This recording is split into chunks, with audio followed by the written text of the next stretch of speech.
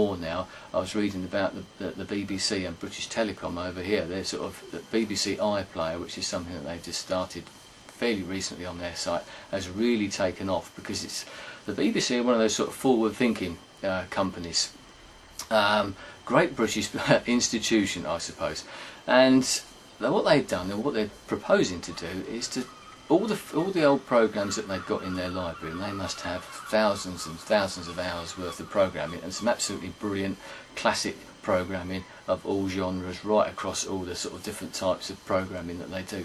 They're intending that to put that online for nothing, for free, as a sort of depository or repository, which I don't know which is the word actually, so that it's out. It's like an internet library, a digital library of all of the films, all of the programs, news, current affairs, and you can think of all that history that they've got stored up in their vaults, which they can put up here for nothing, you know, and they're willing to let people access it. Maybe that's because they're not a public company as such.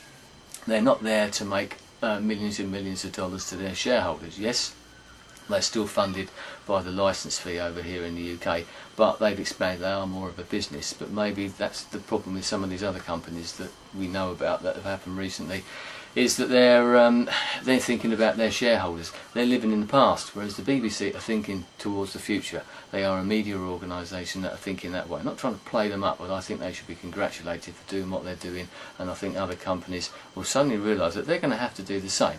We're talking about sort of the way that people use media generally. We know with all the copyright stuff, that needs to be looked at, but the BBC are looking at it from a different idea, and people like Radiohead, as I mentioned earlier on, are allowing you to take their images and actually change them and upload them to a channel, so you can make your own Radiohead video. Okay, you've got to use their bits and pieces, but I can see that in the future other bands and record companies have thought about it as well. They've had competitions for people. Give the people a bit of an idea of what they want, give them the music to play with, and come up with either a remix of the track, which has happened before, or they can make their own videos. And it's enabling people, the amateur, as I said, the sort of a cult of the amateur, getting people out there who might not otherwise have been seen. There's so much sort of talent, as I've said before, out there in the big wide world, which has not been able to be seen before. But now this has given us an opportunity, and other companies and media organisations, bands, especially independent people, are thinking, yes, this is an untapped sort of wealth here. We've got, you know, a big oil well of talent, that's, and there's a lot of it. We all know that, the talent that we see on here and on other sites and that. There's so much there, and other people are starting to tap into it. So there's a big future here. So I think we're going to get even more addicted in the future. I feel I'm addicted. I find that I'm living my life now by the internet. As I said before, I find it very hard not to have the internet. I suppose if you had to, you wouldn't have it. I don't know. But the thing is, people of my age, I remember what it was like before. That's the difference. I can look back and think, well, I didn't used to have that. I only had the TV. That things have moved on. Children of today, although they watch the TV, they've grown up with this technology, and I think that's the difference. That's going to be the big driving force of this more than anything else, apart from the uptake of people of our age and the older generation as well, whether they're sort of forced to, or whether they feel that they need to, or they see their children doing it, their grandchildren, and think, well, I'll give that a go. I quite like the look of that. You know, it looks like a bit of fun. Like 108-year-old Olive over there in Australia, willing to give things a go. But the kids of today have grown up with this technology. It's all they know, and they play with it. They're not scared of it. They will always change it. They will be pushing this. They'll be pushing the envelope all the time, and they're the ones who are going to drive this forward. It doesn't matter what the suits or the man thinks. The kids are going to have. The kids are all right, and the kids are going to do what they want to do, and no one's going to stop them, because it doesn't matter what you do. Copyright controls, anything like that. We all know that. They put up some sort of DRM, what was it, the digital rights sort of mechanisms or whatever it was that Sony tried, or people like that. Within a day or so, someone's scrambled it, someone's managed to hack it in. iPhones, people did it, didn't they? Any sort of technology like that. The people out there are far more intelligent than some of these companies give them credit for. Maybe they should be using that talent to actually improve their products, so that they could actually do something that's worthwhile, instead of farting about and worrying about their competition. Maybe they should be thinking about trying to make the ultimate accessory or something like that. As I said, this is only going to move ever forward. I'm excited by it. I intend to try and keep my finger on the pulse of this as well. As I said, I'm very excited by the opportunities that vlogging can bring, the internet, YouTube, all that type of video making. I like to branch out into different things. I've learned so much from being here about myself, about video making, about speaking, about anything really. And apart from the other great thing about this is obviously the interaction, which is obviously what Felix's video was called, interaction. It's the interaction that keeps us here. As I said before, I didn't come here for friendship, but I found friendship through it, and I think that's what it is. I made a comment, I think, to Gary the other day, that when we first come on here, we come on here to watch the videos.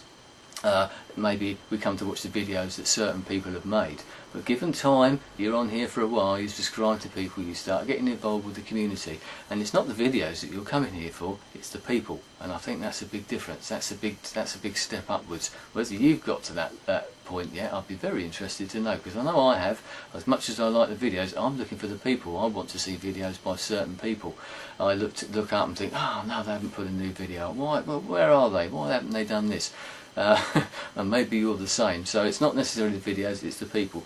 And with the meetups, all the collaboration videos for that's one thing, that's one aspect that I think is very good, and that just shows the worldwide side of this, the way that it's shrinking, the collaboration things, and how we're all getting together, meeting of minds and all that type of thing as well.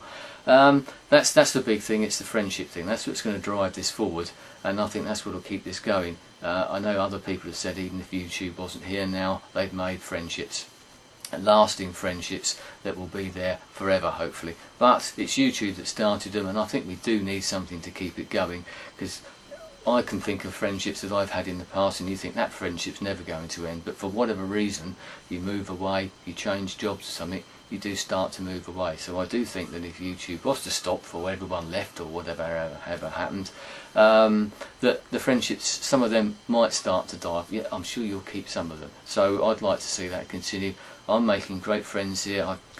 People that I consider to be friends, as I said before, I have more interaction with people on here than I do anywhere else. That's possibly my fault, if you want to put it that, because I spend so much time here rather than maybe doing the other bits and pieces. Although it's that balancing act, isn't it? We're all juggling all these different balls, the internet, family life, home life, work life, whatever it is, you know.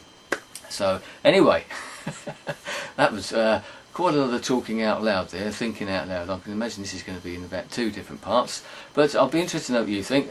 Sorry to ramble on for too long, but as I said, something that I feel quite strongly about, the possibilities that are coming, the way that I think this is going, and this is the way that I think this just sort of goes on in my head all the time. So I'm very pleased to be in here at what I call the forefront of it, maybe in at the early stages, because I think we are. That's something one of the other people touched on as well, is that although we've been here for nearly 2 years, and it is nearly 2 years for me, we're still at the forefront of it. We're still in the early stages of this, and I think that's good. You know, we're one of the pioneers on here.